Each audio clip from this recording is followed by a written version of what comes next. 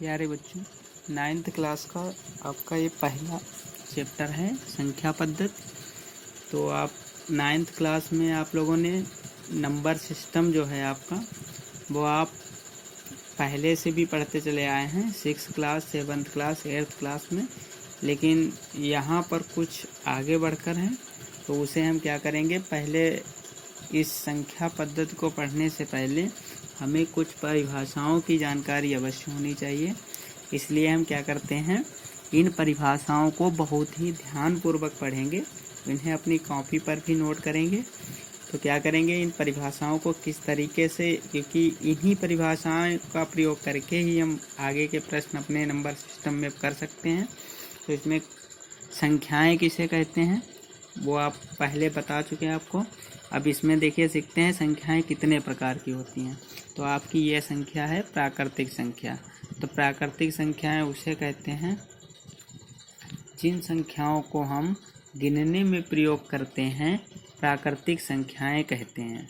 मतलब जिन भी संख्याओं का गिनने में प्रयोग करेंगे उन्हें हम प्राकृतिक संख्याएं कहेंगे।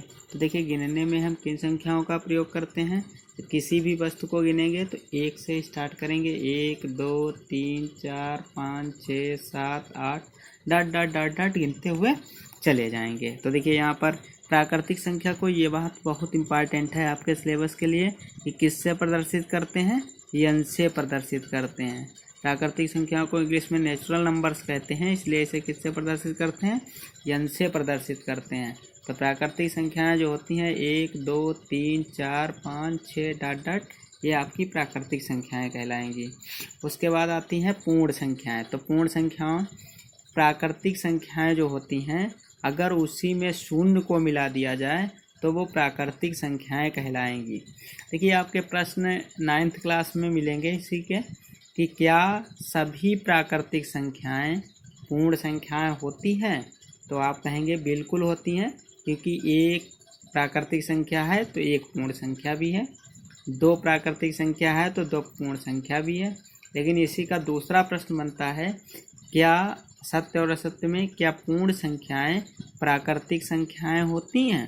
तो पूर्ण संख्याएं प्राकृतिक संख्याएं नहीं होती, कि क्यों, सभी मतलब बाकी होती हैं, शून्य को छोड़कर बाकी सभी प्राकृतिक संख्याएं होती हैं। तो इसलिए कह सकते हैं कि सभी पूर्ण संख्याएं प्राकृतिक संख्याएं नहीं होती हैं। उसके बाद तीसरी संख्या आती है आपकी पूर्णांक। तो पूर्णांक में देखिए, पूर्णांक इंटीजर्स कहते हैं इसे।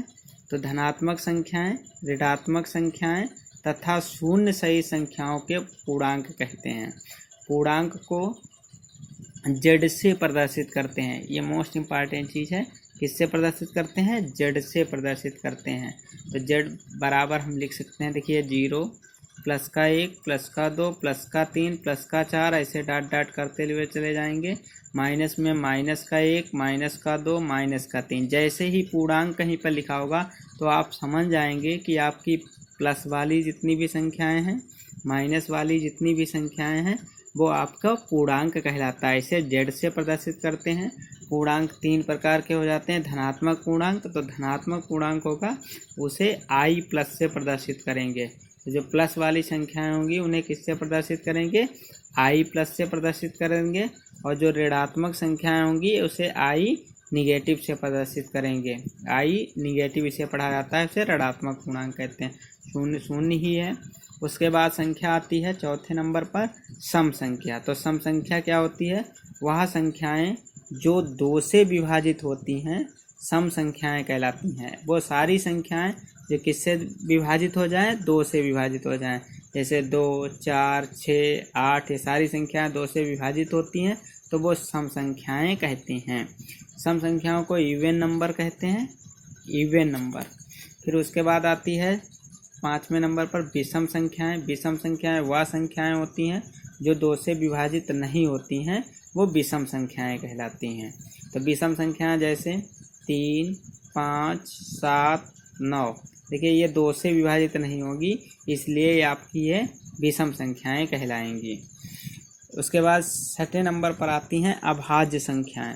तो अभाज्य संख्याएं 1 से बड़ी प्राकृतिक संख्याएं जो या तो 1 से विभाजित हों या स्वयं से विभाजित होती हैं, उसे हम अभाज्य संख्याएं कहते हैं।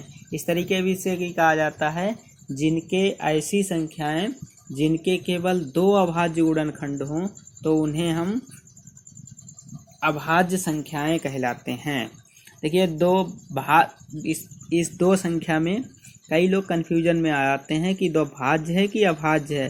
तो आप समझ लीजिए 2 अभाज्य है। क्यों? क्योंकि 2 1 से विभाजित होगी और स्वयं से विभाजित होगी। किसी से तुरंत 2 भाज्य बता देता है। 2 कैसी संख्या है? अभाज्य संख्या है। 3 देखिए या तो 1 से विभाजित होगी या 3 से विभाजित होगी, तो ये भी 3 भी अभाज्य संख्या है। 5 भी अभाज्य संख्या है, 1 से विभाजित होगी और 5 से विभाजित होगी। 7 जो है वो 1 से विभाजित होगी और 7 से विभाजित होगी। और देखिए 9 भाज्य संख्या है। 9 भाज्य संख्या इसलिए है क्योंकि 9 1 से विभाजित होती है, 3 से विभाजित होती है और 9 से विभाजित होती है। क्योंकि ये स्वयं और 1 और स्वयं से विभाजित होने के अलावा किससे विभाजित हो रहे? 3 से। इसका तीसरा गुणनखंड है, इसलिए इसे हम अभाज्य संख्याएं कहेंगे। उसके बाद आती है भाज्य संख्याएं। भाज्य संख्याएं किसे कहते हैं? भाज्य संख्याएं वह संख्याएं जो 2 से अधिक संख्याओं से विभाजित होती हैं, भाज्य संख्याएं कहलाती हैं। जैसे 2 से अधिक संख्याएं से, तो देखिए 4 है, 1 से विभाजित होता है, 2 से विभाजित होता है, 4 से विभाजित होता है। तो 2 से अधिक इसके गुणनखंड हो गए, तो ये आपकी भाज्य संख्या कहलाएगी। 6 1 से विभाजित होता है, 2 से विभाजित होता है, 3 से विभाजित होता है, 6 से विभाजित होता है, इसलिए ये भाज्य संख्याएं कहलाएंगी। 8 देखिए 2 से अधिक गुणनखंड हैं इनके, इसलिए आपकी ये कहलाएगी भाज्य संख्याएं। उसके बाद आती हैं परिमेय संख्याएं। तो परिमेय संख्याओं में वे संख्याएं जो P/Q के रूप में लिखी हों। ये क्लास 8th में आप लोगों ने पढ़ी थी, जहाँ P/Q पूर्णांक हों। देखिए वही बात आ गई, P/Q क्या हो? वहाँ पर पूर्णांक हो। तो पूर्णांक किसे कहते हैं? धनात्मक वाली संख्याएं, ऋणात्मक वाली संख्याएं, शून्य, लेकिन Q बराबर 0 ना हो, परिमेय संख्याएं कहलाती हैं। तो ध्यान रखेंगे, वे संख्याएं जो P/Q के रूप में लिखी हों, P/Q पूर्णांक हो, Q बराबर 0 ना हो, उसे हम परिमेय संख्याएं कहते हैं। अगर कहीं पर परिमेय संख्या लिखी है तो उसे जांचने के लिए आप क्या करेंगे? देखेंगे पहले P/Q के रूप में लिखी है, तो देखा P/Q के रूप में लिखी है।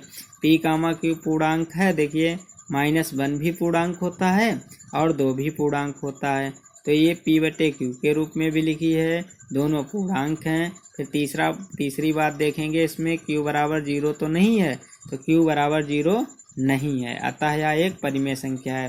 देखिए ये 1 लिखा है, 1 भी परिमेय संख्या है क्योंकि इसके नीचे 1 लिखा जा सकता है बटे में, तो P/Q के रूप में दोनों पूर्णांक हो जाएंगे, Q बराबर 0 नहीं।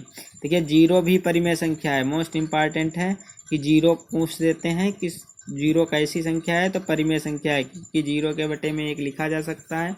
तो देखिए P/Q के रूप में हो गई। P/Q पूर्णांक है, 0 भी तो पूर्णांक है, लेकिन Q बराबर 0 नहीं होना चाहिए, वो नहीं है, इसलिए शून्य भी एक परिमेय संख्या होती है। अब परिमेय संख्या किसे कहते हैं? वे संख्याएं जो P/Q के रूप में ना लिखी जा सकें, अपरिमेय संख्याएं कहलाती हैं। जैसे √2, √5, √7 और पाई आदि। वास्तविक संख्याएं परिमेय तथा अपरिमेय संख्याओं के मिश्रित रूप को वास्तविक संख्याएं कहते हैं। देखिए 2 + √5, जो कोई परिमेय ऐसा किया जाए कि कहीं पे परिमेय संख्याएं हों और अपरिमेय संख्याएं हों और उन्हें क्या किया जाए? आपस में मिला दिया जाए, तो उसे हम वास्तविक संख्याएं कहते हैं। अगर आपको ये परिभाषाएं अच्छी तरीके से इन्हें लिखना है आपको, और इन्हें रोज़ देखते रहना है, जैसे पहले पृष्ठ पर आपके फेयर रजिस्टर में होगा, तो इस पर डेली नज़र भी डालनी है, जिससे आपको किन्हीं भी संख्याओं में, सभी संख्याओं में अब अंतर पता रहे।